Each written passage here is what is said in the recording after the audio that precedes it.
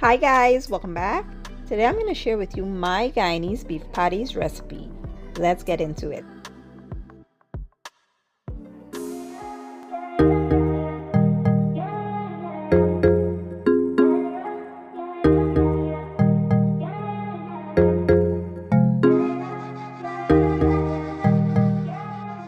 Alright guys, let's start by making our pastry dough. To some flour, I will add salt and sugar and work that in by hand.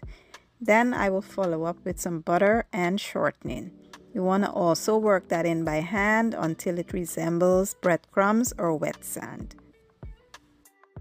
Once you're done, this is how the flour should be looking. Next, you want to add some cold ice water, a little at a time. Press and squeeze until a dough is formed. Avoid kneading it.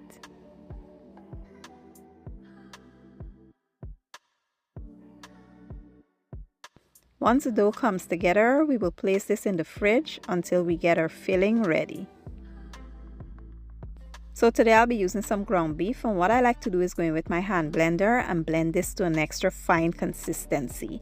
I like to blend some of the meat super fine, and that helps with moisture. It helps to keep the ground beef super moist, juicy, and delicious. You can also do this with a food processor if you don't have a hand blender. So next I will go ahead and start cooking my ground beef. I will place it into a skillet, and you want to just break it apart like this, and once it is cooked I will show you the next step. I like to cook my ground beef for a bit so that I'll know if I need to drain it. You know, ground beef can be kind of oily. This one wasn't oily, so I started to season it with my powdered seasonings. Then I followed up with my fresh green seasoning, give it a good mix, and then I added my herbs and aromatics. I will leave all the ingredients with the measurements that I use in my description box or the caption. Once that went for about a minute or two, I then came in with some Chinese sauce and some tomato sauce. I don't know if it's just me, but I don't like my foods looking pale or white. I like color and vibrance to it. So I added these for color, give it a toss, and then I followed up with some breadcrumbs. The breadcrumbs will help to keep the meat juicy and moist. After we add that in, you want to add a little bit of water, and then we will cover it, allow it to simmer on low heat for about 10 minutes or so.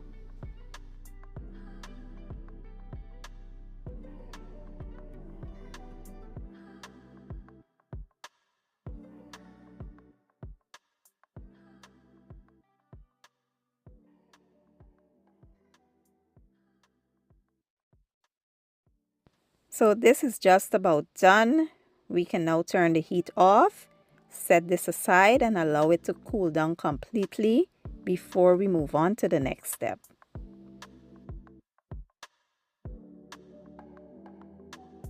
For this next step, you'll need a baking tray with some parchment paper, an egg wash, a brush. You'll also need a rolling pin.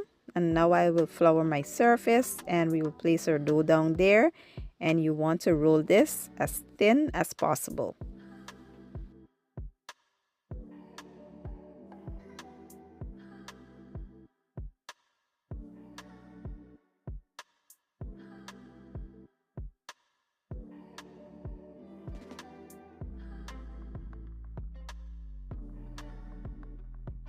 Next, we'll go ahead and using a biscuit cutter, I will cut circles out. Guyanese beef patties are usually round in shape, so I like to use my biscuit cutter, cut the circles out, and then I'll show you guys what's next.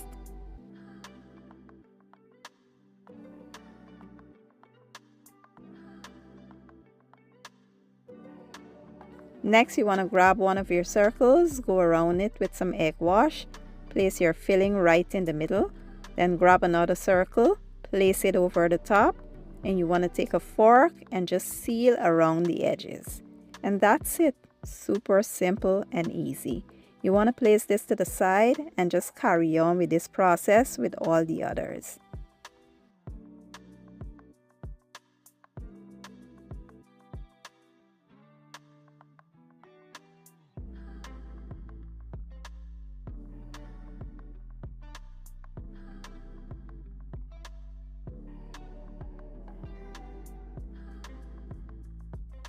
And if you're one of those people that like your patties looking perfect, you could just take your biscuit cutter and cut it once you're done like so.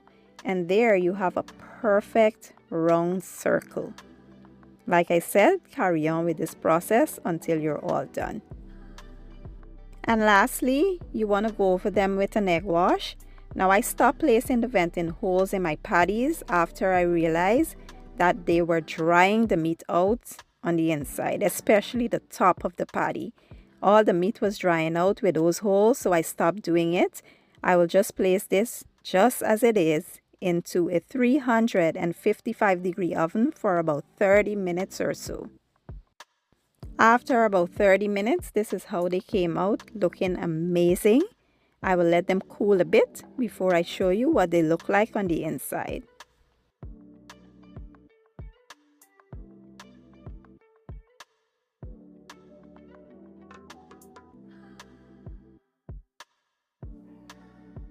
Now for the good part, let's just break in and see what these look like on the inside. Let me tell you, these were so delicious, flavorful, juicy, flaky, and amazing. You guys have to give this recipe a try. If you enjoyed this video, don't forget to give it a thumbs up, share it, and leave a comment down below.